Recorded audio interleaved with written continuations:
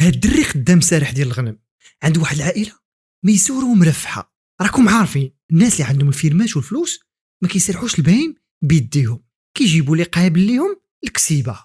هاد الفيرما ماشي عاديه، فيرما كبيره تبارك الله، عامره بالشجر ديال الزيتون وانواع ديال الفواكه. ووسط من هاد الخير كامل باني مول الدار واحد الفيلا واعره بعيده شويه وفيها حتى لا بيسين.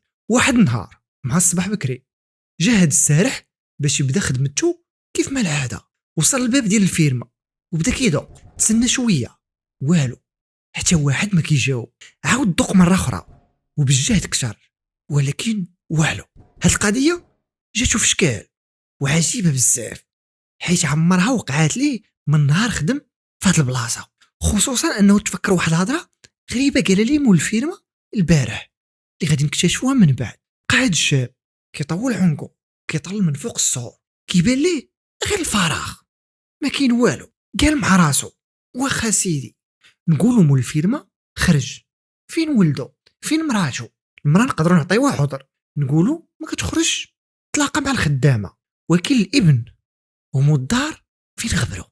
ولكن الحاجه اللي خلات الشك يدخل لقلب هذا السارح هي ان الكلب اللي موالف كيدور في الفيرما ويحظيها حتى هو ما كاينش. بقى كيغوت ويعيط ولكن والو، الكلب ما كاينش حسو.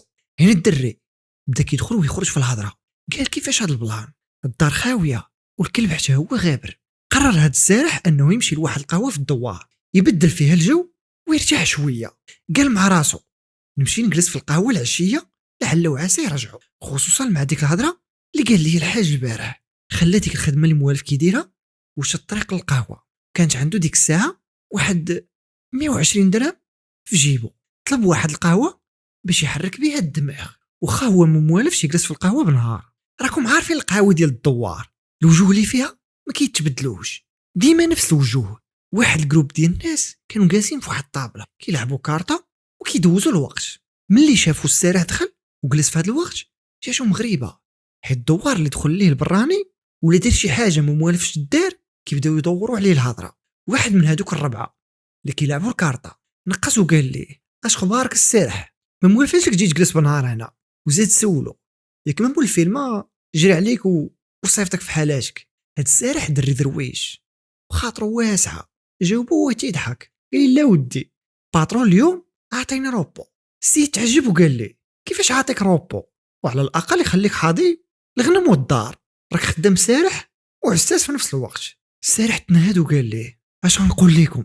الحاج قال لي واحد الهضره البارح وسمعت بكلامه، والغد ليل اللي هو اليوم جيت مع الصباح باش نخرج البهيمات ونسرحهم كيف العاده، ولكن عييت من ندق في الباب والو، حتى واحد ما بغى يجاوبني. واحد اخر من اللي لاعبين كارطه تلفت عنده وقال وكيفاش هاد القضيه؟ السارح جاوبو بحالي بحالك اخويا، راه نعيش من الدقان للحاج لولادو كاينين. قلت نطل من الفوق ما بات لي لا بيكوب ديالهم لا الكلاب، كل شيء غابر. الراجل قال لي العجب هاد الشيء، ياك ما مشاو عند ولادهم اللي في المدينه ولا شي حاجه؟ السارح رد عليه قال لي الله اعلم، ولكن القضيه جاتني في شكل، خصوصا مع ديك الهضره اللي قال لي. مولين الدوار عارفين باللي الحاج بوجمعه اللي هو مول هاد الفيرما راجل كبير وعنده عائله كبيره، عنده ولاد وبنات، ولكن كل شيء مزوج ومستقر بعادين عليه. كاين اللي صيفطوا المدينه سكن فيها، وكاين اللي عزيز عليه الفلاحه عطاه ارض كبيره فلاحه وبنى ليه فيها وقال ليه من هنا تعيش. وبقى الحاج بوجمعه ساكن في ديك الفيرما غير هو ومراته وواحد ولده هما اللي عايشين معاه. داك الدري كان خرج من المدرسه وبقى مقابل الاب ديالو وديك الفلاحه والكسيبه والخدامه، هو اللي في ايده كل شيء. ولكن دابا الحاج عائلته كامله ما كايناش، وهذا الشيء عمره ما وقع وما موالفاش ليهم. الناس ديال الدوار بقاو كيتسائلوا فين مشاو وشنو السر اللي مخبي من وراء هاد الغبره ديالو. السارح كاس في القهوه والشك كياكل فيه ما خلاش يرتاح. الناس اللي لاعبين كارطه بقاو كيشوفوا فيه. واحد فيهم قال لي شوف ودي هادشي راه ما كيبشرش بالخير، نوض سير عند ولادو اللي قراب هنا ربما يكونوا عارفين شي حاجه. السارح فكر فيها ولقاها فكره مزيانه، ولكن ديك العشيه مشى للدار والديه حيت ما بقى عنده ما يدار في الفيرما. بات تماك هو كيتسنى الصباح يطلع باش يرجع يطل ويشوف شنو واقع. مع ديك السبعه ديال الصباح قبل ما تطلع الشمس شد الطريق للفيرما باش يخرج غنب. كيف العاده وصل، وقف قدام الباب، بدا كيدق عاوتاني، ولكن بحال ديما حتى شي حد ما جاوب. سكات. هنا السارح ما بقاش قادر يصبر، حس بلي القضيه فيها شي قرر يمشي عند واحد من ولاد الحاج بوجمعه اللي ساكن في الدوار. وصل عنده للدار، دق عليه، خرج عنده الدري مخلوع مع الصباح. قال لي الولد اش كاين جوال، علاش جاي في هذا الصباح بكري؟ ياك ما وقع شي حاجه للوالد؟ السارح قال لي ودي الله يجازيك بخير، راني جاي غير نسولك على الحاج. ولد شوف شكل، قال لي تسولني على الوالد علاش؟ اشنو واقع؟ جواد بدا كيعاود لي اودي راه الوالد ديالك قال لي واحد الهضره والبارح، قال لي سير ترتاح هاد الليله، والبارح جيت مع الصباح باش نسرح الغنم، دقيت حتى عييت والو، قلت مع راسي يقدر يكون مشى يقضي شي غرض ولا مشى عند شي واحد فيكم. مشيت بحالي، واليوم عاوتاني جيت مع الصباح ونفس البلان، الدار خاويه، طوموبيل ما كايناش، وحتى الكلب غابر. هنا الولد تصدم وجو صفار وقال كيفاش غابر؟ الوالد ما موالش يخرج بلا ما يعلمنا. ديك الساعه الولد ركب في واحد الطوموبيل ديالو وركب معاه جواد السارح، مشاو كيطيروا للفيرما. وصلوا بقاو كيدقوا ويغوتوا والو. الولد ما بغاش يزرب وينقص الصور، وقال نمشي بعد نسول خوتي الاخرين. داروا على الخوت كاملين واحد بواحد، ولكن كان الجواب ديما هو لا ما شفناش. خوت كاملين تجمعوا، الخلعه شاده فيهم ورجعوا للفيرما. هاد المره ما فيهاش، قرروا ينقزوا الصور ويدخلوا يشوفوا شنو واقع لداخل. نقزوا الصور وبداو كيقلبوا، مشاو للفيلا، البيبان مسدودين، طلعوا من الشراجم، كلشي كيبان في بلاصتو وما كاين لا روينه لا والو. ولكن الصدمه الكبيره، الكارثه الحقيقيه، كانت ملي مشاو جيت الكواره، البلاصه اللي كانت عامره بالكسيبه، الغنم، البقر والحواله ديال العيد خاويه كتصفر، حتى راس ديال الباين ما بقى تما، الكواره ممسوحين، كلاب ديال الحراسه حتى هما ما كاينينش. الخوت بقاو كيشوفوا في بعضياتهم مصدومين، ما فاهمين حتى شي وزه. بداو كيقولوا الوالد الوالده خوهم، الكسيبه، طونوبيل، الكلاب، كلشي مشى في ليله وحده. هادشي ما بقاش ديال التخمام، هادشي فات القياس. هنا قرروا يتوجهوا ديريكت للدرك الملكي باش يديروا بلاغ ديال الاختفاء. دخلوا للمركز ديال الجندار مخلوعين وجوههم مخطوفه. استقبلوا الجندار اللي مكلف بالديمومه، قال لهم تفضلوا شنو المشكل؟ الولد كبير هضر بصوت كيترعد، اسيدي جينا نديروا بلاغ باختفاء العائله ديالي كامله. الجدارمي طلع راسو وقال لي العائله كامله؟ شحال من واحد ومن امتى هما غابرين؟ الولد جاوب الوالد والوالده وخويا الصغير غابرين من البارح. ولكن اسيدي الغريب في هادشي كامل، ملي دخلنا الفيرما ما لقينا لا والديه لا الكسيبه ديالنا لا الطوموبيل ولا حتى الكلاب، حراسه غبره. الجدارمي حط السيلو من يدو. هاد القضيه جاتو في شكل عمرها دازت عليه، كيفاش عائله غبرات ونقولوا مشاو في حالهم، ولكن الكسيب والكلاب لاش غيديوهم ولا شكون غيديهم؟ القضيه جاتو ما هياش وفيها شي سر كبير. الدرك الملكي ما ضيعوش الوقت، ركبوا في طوموبيلاتهم ومشاو مع ولاد الحاج وجواد السارح لعين المكان. وصلوا للفيرما، دخلوا كيفحصوا المكان بشويه عليهم، حلوا البيبان ديال الفيلا، دخلوا كيقلبوا، كلشي نقي، كلشي عادي، ما كاين حتى شي اثار ديال شي حاجه. ثلاجات عامرين، حوايج في بلايصهم، ما كاينش اثار للسرقه من داخل الدار. ولكن ملي خرجوا على برا ومشاو لجهه الكواره، المحققين ديال الشرطه العلميه غادي يلاحظوا واحد الدليل مهم بزاف. لقاو اثار ديال الرويض كبار مطراسين في التراب مورا الكواره. الرويض كيبانوا بحال ديال شي كاميو كبير، يعني شي شاحنه دخلت لتماك باش تهز ديك الكسيبه كامله.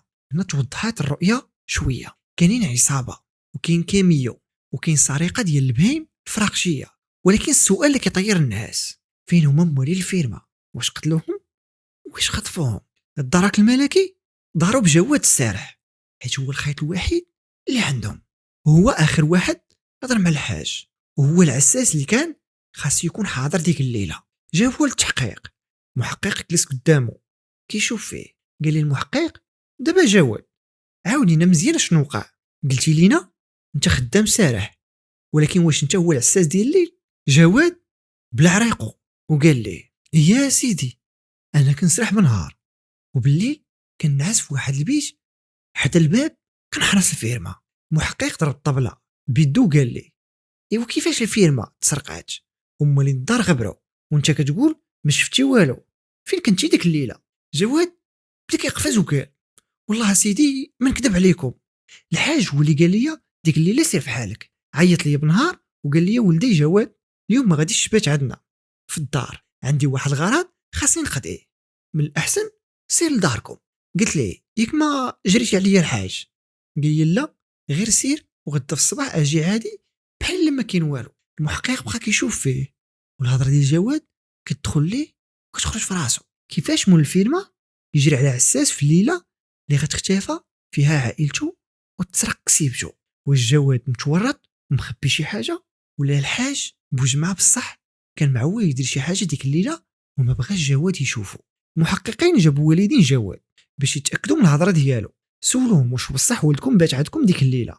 الوالدين اكدوا باللي جا نعس عندهم ولكن التناقض كاين والشك باقي ضايب جواد حيت ما كاين حتى شي دليل كيبرئوا 100% وما كاين حتى شي دليل كيدينوا. وفي وسط الدروينه وهاد التحقيقات اللي ما عطات حتى شي نتيجه والبوليس حايرين في هاد اللغز غادي توقع واحد الكارثه اخرى في نفس الدوار غتقلب القضيه كامله. الخوت واحد الفلاح اخر من الاعيان ديال الدوار عنده فيرما كبيره وساكن في فيلا بوحدو جا كيجري عند الدرك الملكي وجو مخطوف وحالته حاله. قال لهم سيدي عتقوني الفيرما ديالي تسرقات لهم في الصباح. الدرك قالوا ليه شنو تسرق ليك وكيفاش وقع هذا الشيء. الفلاح عاود ليهم باللي مشى فاش طلع النهار الفيرمتو كيدق على العساس ما كيحلش ليه حل الساروت ديالو ودخل قد الدنيا مرونه والكواره اللي كانوا عامرين بالحواله خاويين. ولكن المصيبه ماشي غير هنا ملي بدا كيقلب على العساس سمع شي غواش مخنوق من واحد الكوري صغير ديال الحمير حاشاكم مشى كيجري تما لقى العساس ديالو مكرفس ومربوط مكتفينو من يديه اللور وديرين ليه باندا على فمو باش ما يغوتش ورابطين ليه رجليه مع واحد الحمار كل ما تحرك كيجر مع العساس وكيتكرفس عليه في الارض. الدرك مشاو مع الفلاح بالزربه الفيرما ديالو لقاو عساس حالته حاله عيني زرقين سنانو طايحين ومكرفسين عليه العصابه مزيان. فكوه عطاوه يشرب الماء وبداو كيسولوه شنو وقع شكون دار فيك هاد الحاله. العساس بدا كينهج وقال لهم سيدي هادو عصابه ما فيهمش الرحمه. العساس شرب شويه ديال الماء وتنهد وبدا كيعاود للجندار شنو وقع في ديك الليله الكحله. قال لهم اسيدي انا غنقول لكم الصراحه وما غنخبي عليكم والو من داكشي اللي وقع. انا بالليل الله يعفو عليا كنجيب واحد 400 ديال الماحيه وكنبقى نتورني مع راسي باش ننسى الهم كنبقى نشرب ونسكر حتى كيديني النعاس وهذا هو الروتين ديالي كل ليله. وملي كنوض في الصباح نقابل هاد البايمات ديال الباترون كنعطيهم ياكلوا ونشطب لهم الكوري. البارح بالليل كنت جالس في بيتي والكلب ديالي منبح ما دار حتى شي حس. هادشي اللي جاني غريب كيفاش عصابه غتدخل والكلب ما هضرش وما حلمناش. حتى كنهز راسي كيبيروا لي جوج ديال الرجال من التمين واقفين عليا واحد فيهم هز جنويه والاخر هز رواطه كبيره بحال شي سيف حطوا علي الجنوي على عنقي وقالوا لي بالحرف الا تحركتي ولا غوتي راسك غيطير من بلاصتو وغنقطع لك راسك من عنقك. انا تماك تشلت بالخلعه وملي شفت واقفين عليا صحيت من ديك السكره في البلاصه. محقق سولو ايوا كمل السي العساس شنو داروا من بعد هذا الشيء. العساس كمل وقال واحد فيهم بقى حاط ديك الجنوي على عنقي باش ما نتحركش والاخر جا من اللور وكتشف لي يدي بجوج وبقاو غاديين كيجروني جيت الكوري. ملي قربوني لتما سدوا لي فمي بباندا باش ما نغوتش ويسمعني شي حد وربطوا لي رجليا والمصيبه انهم ربطوني مع الحمار كل ما تحرك كيزيد يجرني معاه في الارض ويتكرفس عليا. ومن بعد هذا الشيء كامل سمعت صوت ديال الكاميو كبير دخل وبداو كيشارجيو في البايم ديال الفيرما. محققين ديال الدرك الملكي هما كيسمعوا هاد الهضره بداو كيربطوا الخيوط بعضياتهم. هاد الجريمه اللي وقعت في هاد الفيرما كيتشبه بزاف لداكشي اللي وقع لعائله الحاج بوجمعه ولكن كيفاش غادي يتاكدوا باللي راه نفس العصابه هي اللي ضربت الفيرمات بجوج. الدليل القاطع اللي غادي ياكد لهم هادشي هو ملي غادي يقلبوا التراب المحيط بمسرح الجريمه. الشرطه العلميه لقات نفس الاثار ديال الرويد اللي كانوا في الفيرما ديال الحاج بوجمعه. رويد ديال نفس الكاميو الكبير اللي هز كسيبه وشارجاو فيها الباقي. يعني هاد العصابه هي اللي سرقات الفيرما الاولى، وهي النيت اللي سرقات الفيرما الثانيه. ولكن السؤال اللي كيحير العقل، شنو العلاقه بين الفيرما الاولى والثانيه من غير سرقه الفايب؟ علاش العساس ديال الفيرما الثانيه ما خطفوش وما اختفاش بحال عائله مجمعه؟ كيفاش عائله كامله غبرات بكلابها بلا اثار؟ وكيفاش نفس العصابه جات تسرق غير الكسيبه؟ الدرك الملكي حاروا وما بقوا عارفين منين يشدوا هذا الملف اللي كل نهار كيزيد يتعقد. الشرطه القضائيه تعمقات في البحث وقلبوا الدوار شبر بشبر، ولكن بلا اي نتيجه، وكل شيء ولا غارق في التخمام. حتى لواحد النهار غادي يبان واحد الخيط صغير غادي يقلب الموازين. واحد السيد ما كانش حاضر في الدوار في ديك الايام غادي يدخل المركز ديال الدرك الملكي. الدرك استقبلوه بالزربه وقالوا ليه تفضل السي، شنو عندك؟ بان لينا باغي تقول شي حاجه مهمه. الراجل قال لهم اسيدي انا نهار الاختفاء ديال بوجمعه راني شفت شي حاجه اللي تقدر تفيدكم. الدرك سولوه شنو شفتي؟ واش بانت لك شي حاجه غريبه ديك الليله؟ الراجل جاوب انا كنت دايز من تما ورديت البال واحد الحاجه. اخر مره قبل ما يختفي مجمع كان واقف مع جوج ديال الناس، وهذوك الجوج ديال الناس اول مره كنشوفهم في الدوار. الصراحه وجههم غريبه عليا. دارك سولو واش كتعرفهم هذوك الناس؟ الراجل قال لهم لا سيدي ما كنعرفهمش، ولكن الغريب في الامر هو انه كان واقف معاهم حتى الفقيه. محقق تفاجأ. الفقيه؟ واش الفقيه ديال الجامع ديال الدوار اللي كتجمعوا فيه الناس ويصليوا فيه؟ الراجل اكد ليه وقال ليه يا سيدي هو نيت فقيه اللي كيصلي بينا ويصلي معاه حتى الحاج بوجمعه. محقق زيرو قال ليه انت متاكد من الهضره اللي كتقول؟ الراجل حلف ليهم 100% سيدي متاكد، شفتو بعيني واقف معاهم. محقق استغرب وقال ليه وعلاش تعطلتي باش تجي تعطينا هذه المعلومه؟ وعلاش الفقيه براسو ما جاش صرح بهذا الشيء؟ الراجل جاوبو اودي انا الغد ليه كنت مسافر، مشيت نقضي واحد الغرض في المدينه وبقيت جالس عند ولدي سيمانه، وملي جيت وسمعت الخبر ديال الاختفاء ديال بوجمعه قلت ضروري نجي نعطيكم هذه المعلومه تقدر تفيدكم في شي حاجه. هذه المعلومه كانت بحال شي ضوء في اخر النفق المظلم، وكانت بصح مهمه بزاف. علاش الفقيه ما صرحش باللي شاف بوجمعه؟ وشكون هما دوك الجوج البرانيين اللي كانوا معاه؟ واش عندهم علاقه بالاختفاء ديالو؟ خصوصا ان هذا الشيء داز عليه 15 يوم وما كاين حتى شي اثار. الدرك الملكي ما ضيعوش الوقت، مشاو نيشان للجامع باش يجيبوا الفقيه للتحقيق. وصلوا عنده قالوا ليه تعال السي الفقيه بغينا نبحثوا معاك في واحد الموضوع. الفقيه بدا كيتهرب وقال اودي راه خاصني نصلي بالناس خلوني حتى نسالي. الدرك زيروا عليه قالوا ليه لا غتمشي معنا دابا، مساله الصلاه راه كاين اللي يصلي بهم. جابوه للمركز واول اجراء قانوني داروا هو انهم دخلوا السميه والكنيه ديالو في السيستم ديال المعلومات. وهنا غتكون الصدمه الكبيره اللي ما توقعها حتى شي واحد من المحققين. هاد السيد اللي دار راسو فقيه تفاجئوا بلي عنده سوابق عدليه خطيره. هاد الفقيه عنده سوابق في الحبس بتهمه الشفره والنصب والاحتيال، والمحققين بقاو كيشوفوا فيه مصدومين. هو يقول لي الشيف ديالهم هو السي الفقيه كيفاش وليتي فقيه ديال الدوار وانت عندك هاد السوابق كامله؟ وزادوا قالوا لي بغينا نسولوك على الاختفاء ديال بوجمعه. نهار قبل ما يختفي كنتي واقف معاه بالليل من مورا الصلاه ديال العشاء. الفقيه نكر ببروده ديال الدم وقال لا سيدي ما كاينش هاد الشيء وما شفتوش. الدرك الملكي عرفوا بلي هاد السيد كيكذب وبلي راسو فيه العجينه.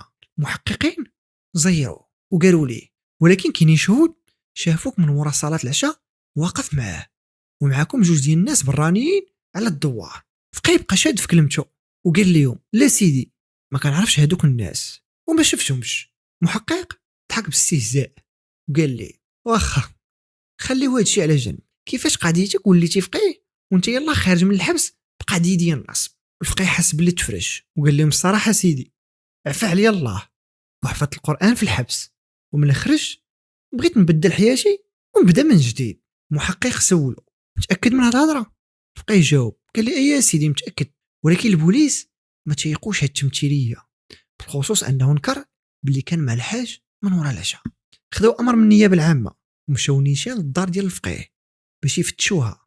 قلبوا الدار مزيان وملي جاو لواحد السداري وهزوه لقاو العجب ما يطيحش على البال.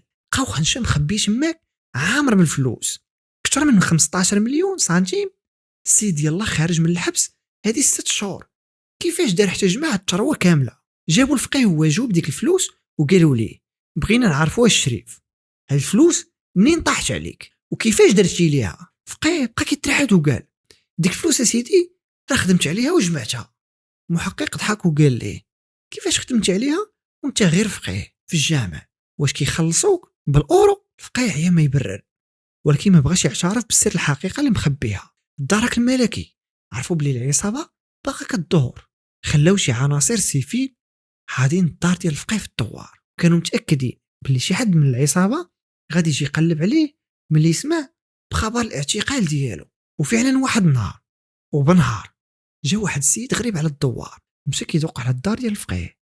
الدرك الملكي اللي كانوا عاسين ليه طاحوا عليه بالزربه شدوه في البلاصه. هنا الدرك غادي يخدموا واحد الحيله ذكيه ومطرقه باش يفرقوا هاد الرمانه. الفقيه كان جالس في واحد البيرو كيتسنى، جابوا هذاك السيد اللي عاد اعتقلوه ودخلوه عنده البيرو، غير شافوه بعضياتهم وعاودوا خرجوا ديك السيد بالزربه.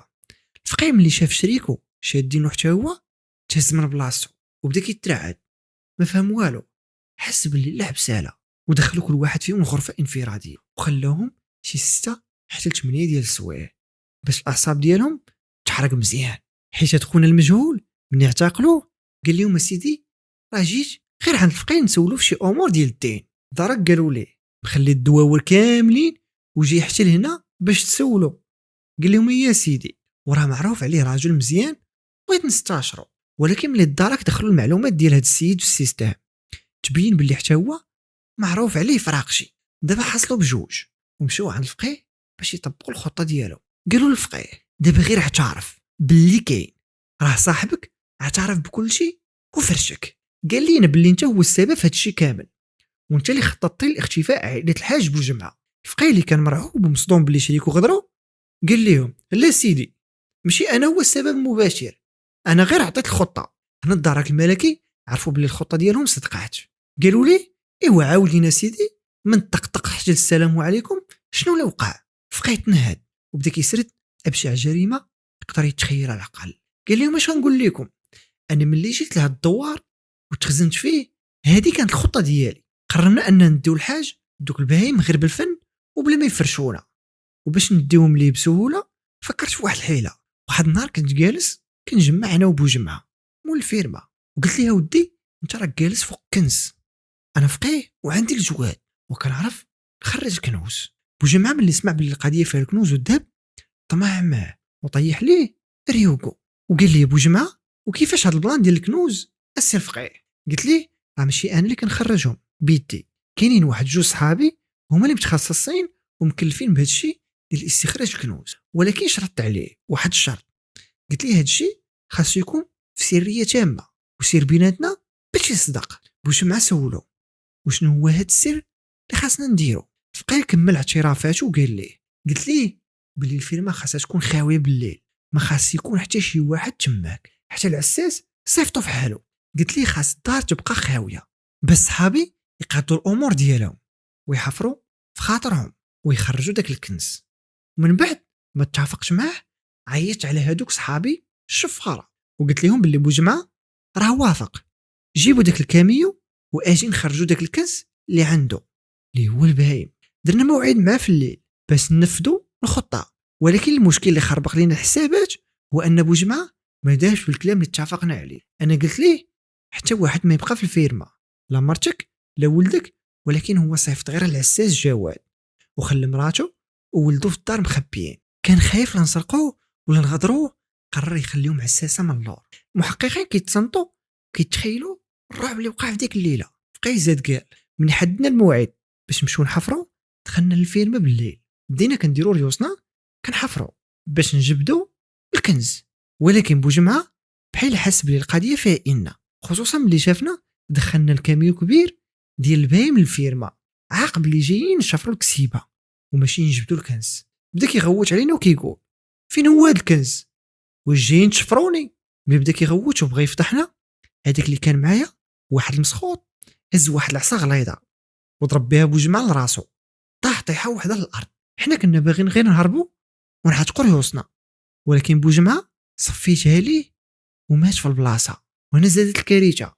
ولد بوجمعه ملي سمع الغوات ديال باه خرج كيجري من الفيلا وبان قدامنا، شافنا بلي ضربنا بواه، ما بقينا عارفين ما نديرو. قلنا الا خليناه غيفضحنا، مشينا شدينا حتى الدري وصفيناها ليه. والمصيبه ما وقفاتش هنا، الام ديالو حتى هي ملي سمعت الروينه خرجت للبالكون بقات كتغوت. هزينا السوارت من الجيب ديال الدري المقتول وطلعنا للفوق ديال الفيلا، شدينا ديك المراه مسكينه هبطناها لتحت وحتى هي ضربناها للراس وصفيناها ليهم بثلاثه. المحققين بقاو مصدومين من الدمويه والقسوه اللي في هذه العصابه. هو يعاود يسول المحقق وملي قتلتهم بثلاثه شنو درتو بالجوجات؟ فقا يجاوب بقلب ميت. الكلب ديالهم بقى كينبح علينا حتى هو وما زقناش، ضربناه حتى سكتناه. شدينا الجوجات ديالهم ثلاثه ومعاهم الكلب وجمعناهم ولحناهم في ديك الحفره نيت اللي حفرنا ليهم على اساس كنز. غطيناهم بالتراب مزيان ودرنا عليهم السيمه باش ما تخش الريحه وما يعيق بهم حد. ومن ورا هادشي كامل خرجنا دوك البهيم والحواله وشارجيناهم في داك الكاميو اللي جبنا ومشينا بعناهم في السواق البعيده. المحقق سولو باش يكمل الملف شحال من واحد كنشوف هاد الجريمه. الفقيه جاوب كنا حنا ثلاثه سيدي، انا وهذاك خونا اللي جاي يدق عليا اليوم وواحد اخر هو اللي مول الكاميو. ومن بعد هاد الاعترافات الصادمه الدرك الملكي طلبوا من الفقيه يوريهم المكان ديال مول الكاميو، وفعلا مشى داهم عند مول الكاميو اللي كان ساكن في واحد الدوار اخر. من وصلوا للدار ديالو لقاوها بحال شي فيرما صغيره دير فيها كوري ودير بيبان كبار كيدخل لهم البهايم المسروقه. كان كيخبي البهايم تماك وكيبقى كل مره يخرج غير بشويه بشويه يديهم يبيعهم باش ما يثيرش الانتباه في السواق القريبه.